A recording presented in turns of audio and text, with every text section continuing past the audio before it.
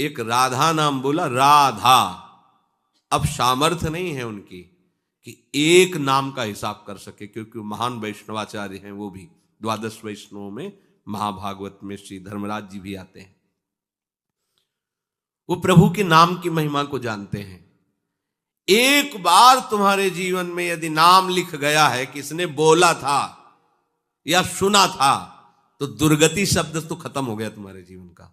विश्वास कर लो, ये दुर्गति शब्द नहीं रहेगा।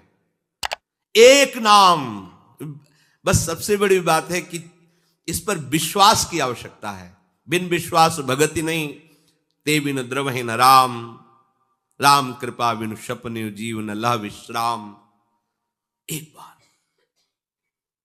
कई बार सत्संग में सुनाया है कि दो भाई थे। एक भाई धर्मात्मा और संत सेवन, साधु महात्माओं को देखते ही उनके चरणों में प्रणाम करना, आदर पूर्वक विनय पूर्वक घर लाना, उनका पाद प्रक्षालन, चरणोदक उतारना, उनकी पूजा करना, सुंदर भोग पकवान बना के उनको पवाना, आदर से विदा करना। उनका जो भाई छोटा था, शराब पीना, मांस खाना, गंदे आचरण करना और अपने भाई का भी विरोध करना, साधुओं को देखते ही गाली देना, ऐसा। दोनों की अपनी अपनी वृत्तियां। बड़े भाई को अंदर से बड़ा कष्ट होता। एक ही गर्भ से पैदा हुए हैं, पर कैसा ये असत आचरण करता है। कब इस पर भगवान की कृपा होगी। एक दिन अयोध्या के संतों की मंडली वहां से पधार रही थी। पहले संत जन पद यात्रा ही करते थे। उसका स्वभाव था संतों की सेवा। विनय किया तो संत श्रद्धा देखते हैं, उनके आदर भाव को देखकर घर गए। जे ही प्रसाद पाने को बैठे तो उसी समय वो शराब पी के लड़खड़ाता हुआ वहां से, क्योंकि घर तो एक ही था, वो ऊपर रहता था। पहले ही संतों से कहा, प्रभु नाराज मत होना, ये हमारा भाई पर ऐसे कुसंग को प्राप्त होकर दुष्ट स्वभाव वाला हो गया है। वो संतों को गाली देते हुए ऊपर चला गया। प्रसाद पवाया और घुटने टेक कर कहा, प्रभु क्या इसका भी उद्धार हो सकता है। तो उनमें जो मुखिया थे संतों में, उन्होंने कहा, आप चिंता मत करो, भगवान के नाम में बड़ी सामर्थ है। अभी अभी हम उपाय कर देते हैं जिससे इसकी दुर्गति नहीं होगी। संतों से कहा, तुम इनके घर से बाहर निकलो। तो शंख घंटा नाद करते हुए निकले। उसको कमरे में पता चला शंख घंटा नाद से कि संत जन गए। तो अपने भाई को गाली देने के लिए कमरे से जे ही बाहर निकला तो जो मुखिया संत थे वो खड़े ही थे। तो बाल ब्रह्मचारी उठा पटक दिया उसको, और नशे में ही था। छाती में चढ़ के बैठ के बोले, बोल राम राम। नहीं बोलेगा तो जान से मार देंगे, बोल राम राम। बोल नहीं बोलेगा, वो गर्दन था, बोल। उसने सोचा कि बोल देने से प्राण बच जाएंगे, इतना तगड़ा बाबा जी ऊपर बैठा है, ज्यादा देर बैठा रहा तो फिर तो राम राम। बड़े ऐसे ही उपहास पूर्व या अश्रद्धा पूर्व राम राम। बोले, बेटा इसकी कीमत कभी मत लेना। अरे बोले, चल कीमत मत, चल। अब वो तो जानता ही नहीं ना प्रभु के नाम और प्रभु के भक्तों को। नीचे उतर के आए, उन्होंने कहा, विश्वास करना मेरी बात का, अब इसकी दुर्गति नहीं हो सकती। कुछ समय बाद उसको कैंसर हुआ, शरीर में भयानक पीड़ाएं, शरीर पूरा हुआ। यमपुरी में पहुंचा। यमराज जी ने पूरा हिसाब, वो तो सेकंड के कम हिस्से में देख लेते हैं। अब ये तो सीधे नहीं कि जाओ रो में डालो, क्योंकि 2 बार नाम लिया। उनका, भाई तुम्हारा पूरा हिसाब जो है नर्क वाला है। बस एक मंगलमय कार्य हुआ, संत के द्वारा प्रेरित होकर 2 बार तुमने राम राम कहा। बोलो तुम इसका क्या सुख चाहते हो, जो चाहोगे तुम्हें प्राप्त हो जाएगा, फिर तुम्हें ये नरक भोगना पड़ेगा जो पाप कर्म किए हैं। संत की वाणी अमोघ होती है।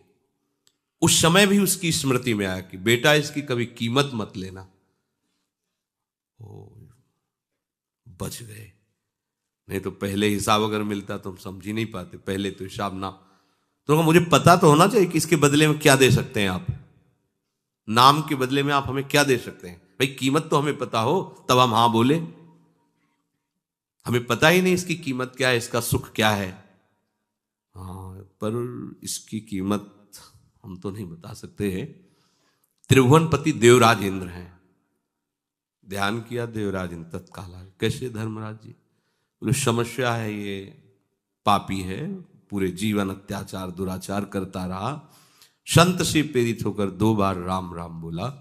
अब ये कह रहा है कि इसकी कीमत क्या है, क्योंकि इसका फल देना पड़ेगा। हाँ, प्रभु के नाम का फल, ये तो हमारी सामर्थ्य नहीं कि हम इसका। सृष्टि विधाता भगवान ब्रह्मा जी, तो उनको तो बुला नहीं सकते क्योंकि परमेष्ठी पद में इनको जाना पड़ेगा, वो बड़े पद के हैं।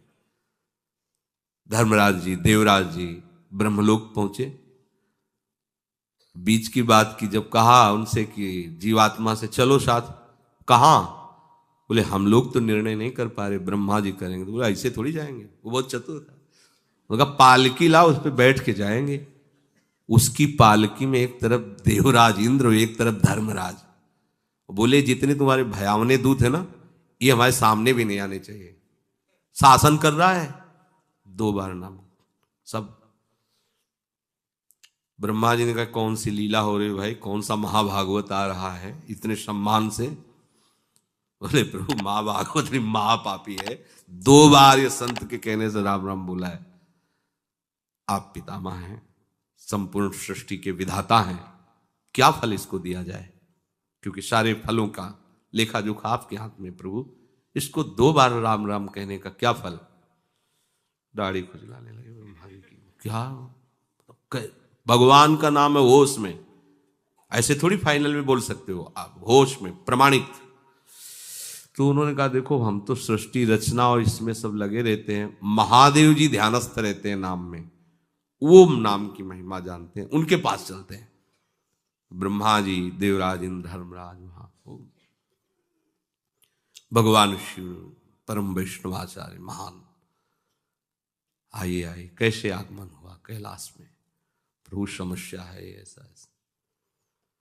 बोले पहली बात तो एक ही शब्द में हम कहते हैं कि नाम की महिमा तो पूर्ण रूप से हम भी नहीं जानते, कुछ महत्व देखा है। जैसे रा कह के हलाहल विष और माँ कह के, या गले में कोई चीज रोकी थोड़ी जाती। गला एक ऐसी जगह है, जरा सा भी कुछ चला जाता खो खो खो खो से, जब तक वो निकल नहीं जाएगी तब तक वो, देखो ना किसी पूरा विष जो समुद्र मंथन से निकला, रा और मां आज भी गले में विराजमान है, और नीलकंठ से भगवान का नाम संबोधन किया जाता है उसी के कारण। बड़ी महिमा नाम की वर्णन की, पर बोले पूर्ण रूप से क्या नाम का फल है? असमर्थ है महादेव जी ने। अभी तो पूरे त्रिभुवन के बड़े बड़े अधिकारी महापुरुष जन हैं, भगवान की महिमा के सब ज्ञाता हैं, इनसे बड़ा कौन हो सकता है? अब हुआ कि आखिर निर्णय क्या किया जाए कि क्या है भगवान के नाम का फल? तो भगवान से पूछ लिया जाए, चलो साकेतपुरी। जैसे भगवान नारायण हरि लक्ष्मी जी के साथ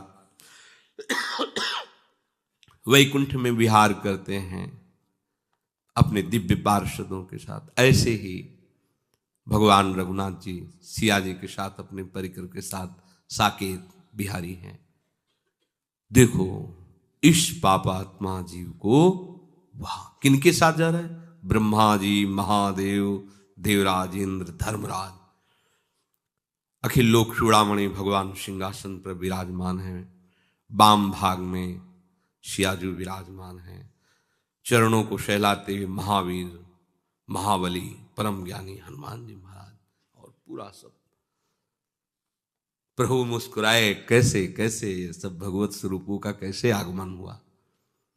बोले प्रभु बड़ी समस्या है, इसको आप ही समाधान कर सकते हो। ये जीवन भर आपकी आज्ञा का उल्लंघन करने वाला जीव है, शास्त्र विरुद्ध आचरण। पापात्मा, संत से प्रेरित होकर 2 बार आपका नाम लिया है, इसका क्या फल हो सकता है? क्योंकि हम सब असमर्थ हैं कि इसके फल का ठीक निर्णय कर सकें। भगवान ने कहा उठा के हमारे पास लाओ, तो गोद में बैठा ला,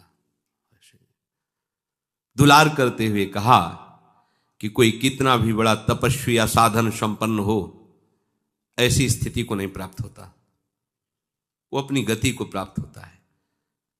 पर इसने संत के द्वारा 2 बार नाम, तो नाम का क्या फल है ये तो पूर्ण रूप से हम भी नहीं कह सकते, पर उसका महत्व क्या है ये तुम देख लो कि हमारा साधन भजन करके पदों पर पहुंचा जा सकता है, लेकिन हमारी गोद में केवल नाम का प्रभाव आप महापुरुषों के साथ यहां तक आया, अभी हमारे ही धाम में रहेगा।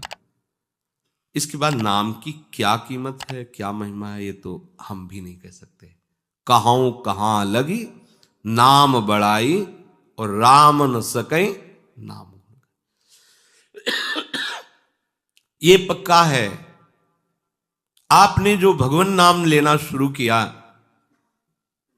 तो नाश शब्द तो आपके जीवन से गया। जो नाना प्रकार की दुर्गतियां हैं, विश्वास करो नहीं होगी, दुर्गति नहीं हो सकती। भगवान कह रहे हैं नैवेह नामुत्र विनाशस्तस्य विद्यते, नहीं, उसका विनाश नहीं हो सकता। फिर होगा क्या? दुर्गति तो नहीं होगी। भगवान कहते हैं कि उसने निश्चय किया है ना, मैं भगवत मार्ग में चलूंगा, बस इस निश्चय के कारण उसका कभी भी नाश नहीं हो सकता, दुर्गति नहीं हो सकती। मैं भगवत मार्ग में चलूंगा, अब चल नहीं पा रहा, लड़खड़ा रहा है, गिर भी पड़ता है, राहत न प्रभु चित चूक किए की, करत सुरत शैबार हे की। प्रभु बाहरी बात नहीं देखते हैं, हृदय की बात को। हम चलना चाहते हैं पर चल नहीं पाते, यह हमारी असमर्थता है, पर हम पाना चाहते हैं। इस बात को प्रभु केवल जानते हैं, दूसरा नहीं। दूसरे तो सद्गुणों के महत्व को जानते हैं, उसको नजर में जच जाए तो तुम महात्मा हो, नजर से फेल हो जाए तो चाहे जितने बड़े महात्मा हो तुम।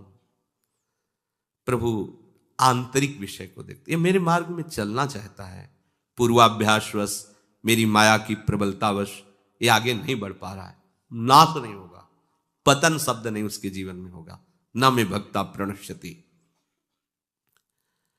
जैसे महाराज भगवान ऋषभदेव जी के पुत्र भरत जी प्रभु की प्राप्ति के लिए भारतवर्ष का राज्य का त्याग, रानी, महल, संपत्ति, सेवक, सब सुखों का त्याग किया।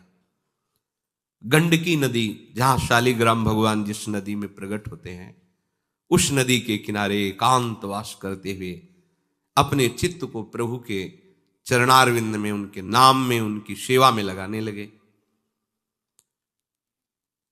एक दिन वो गंडकी नदी में स्नान करके सूर्य अर्घ देने ही वाले थे कि देखा एक हिरनी जो गर्भवती थी, वो जल पीने के लिए आई थी, पीछे से सिंह ने दहाड़ मारी, घबरा गई, वो एकदम छलांग लगाई।